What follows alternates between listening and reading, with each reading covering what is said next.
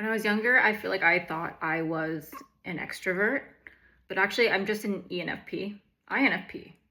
I'm 50-50. Every time I take the test, I either get 49-51 E and I, but I usually lean towards E because I enjoy talking a lot and being with people. I feel like people who are more introverted, they're usually seen as more shy, but I'm not very shy. I talk to everyone, but that's also the ADHD. Now I'm 30 and I definitely feel like I lean introverted. I think I've realized that I really absorb a lot of energy from people. And I don't know if I've always been like this, because I've also could have just forced myself to be out into the world when I didn't need to. But now I have the choice of interacting with people or not. And so I can just pull myself out of situations when I feel like I need like me time. And it's doesn't matter. They're my boundaries, because I feel like I work in like really heavy spurts. It's like, ooh, I'm so excited. I am so motivated. I want to do this, this, and this. I have so many ideas. And then it's hard to pinpoint where I need to go. But when I do find a direction, I go full force, and then I get to the limit. Like, I don't think I passed the limit of what I need to do, but I'm like tiptoeing like so close to it that I'm almost there. And then I know when that is, and that's when I leave. That's when I stop. That's when I stop doing what I need to do, and that's when I stop talking or being in that public space. I'm just kind of like, okay, I'm good now. Like I definitely learned how to figure out like what that feels like to me, and that took a long time. I feel like I didn't even learn that until like last year, because I think I still was trying to put myself in situations and force myself into situations where I was tired and I didn't want to do stuff anymore, and I just like couldn't. But then when you would force yourself over that hill, like over the wall, then it's really hard to climb back over the wall. If you stop right at the wall, it's easier to kind of like, woo, okay, woo. But then if you're over the wall, you're like, frick, like you gotta like really like you gotta really put in all the effort to go back to like your medium, right? And so you want to be here, you want to be balanced, you want to be healthy, you want to have clarity, and that's where you find yourself like, the most efficient and like the most confident and the healthiest, right? I think when I spend more time with myself, and even if I'm just like playing games or something and resetting my mind instead of just forcing myself to go out and be social, I've been able to reconnect with myself and also like center myself in a way where I am more present when I am out. And then that's been really important to me, because then I feel better and more confident about myself because I have the energy to give now. But then I realize when I don't have the energy, there is like resistance that I start to feel. And then I start to like get upset at myself. And then that like translates into the other people that I'm interacting with. I don't feel like they probably didn't do anything. I think it's me. My threshold has been breached.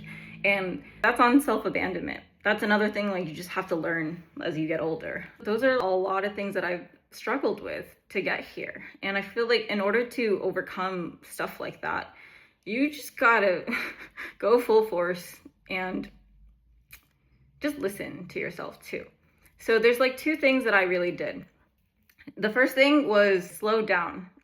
It doesn't feel like I'm slowing down right now because, well, I rested, so here.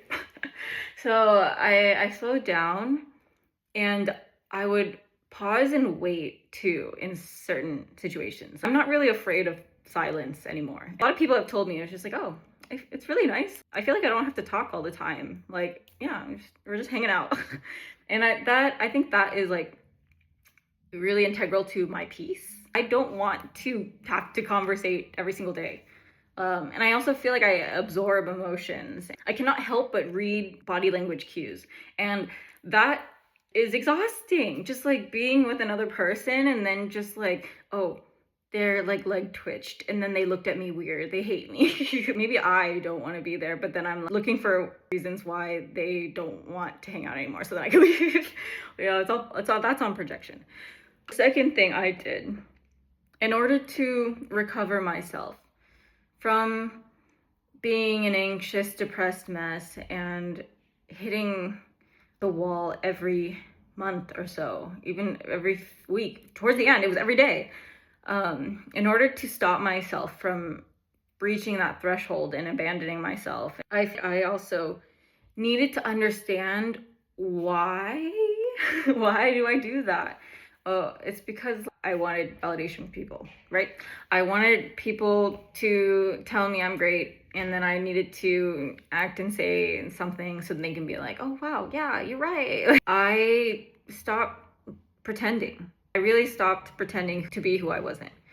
And it's harder than it sounds, right? Because it comes with a lot of fear, and it comes with a lot of risk, and it comes with a lot of bravery that you have to do. You have to just do it and flop and figure it out and be in uncomfortable situations. I think I just had to learn how to be in uncomfortable situations and just like sit in it. Just like sit in it, observe that it happened, and see what happens and what follows after, you know?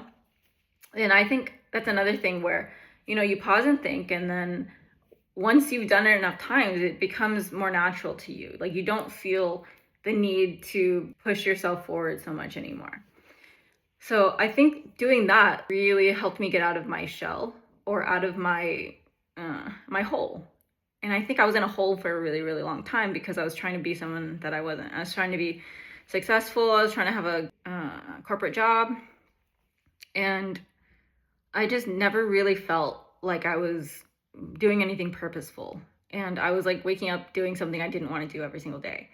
And now it's the opposite. Now I get to wake up and be so happy, and like I can decide what I want to do and prioritize the things that I want to do. And so I have so much more energy to work on things, which is also why I love being alone, because I can work on things and be motivated by myself.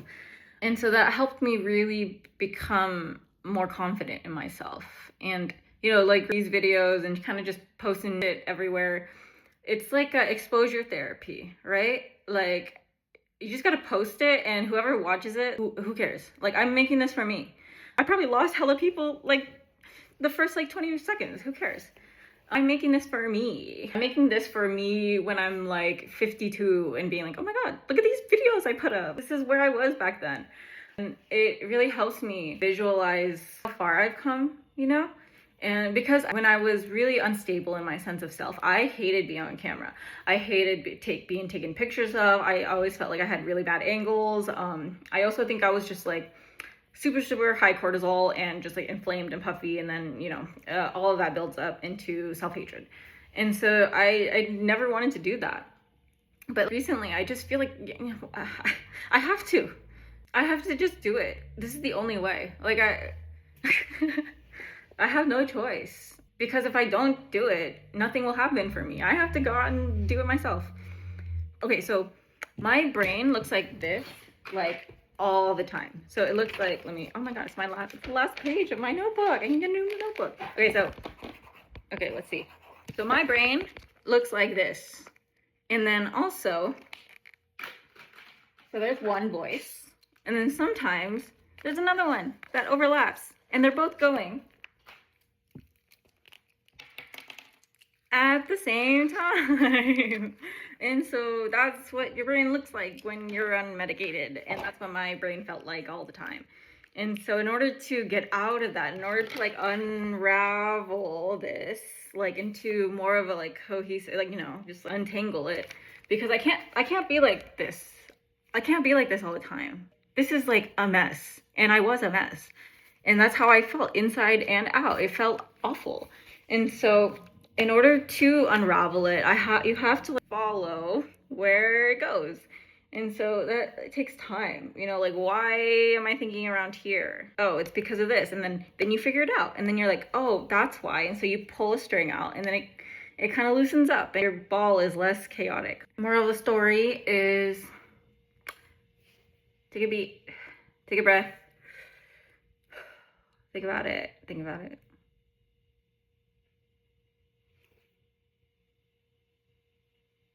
That wasn't so bad, right? We're chilling.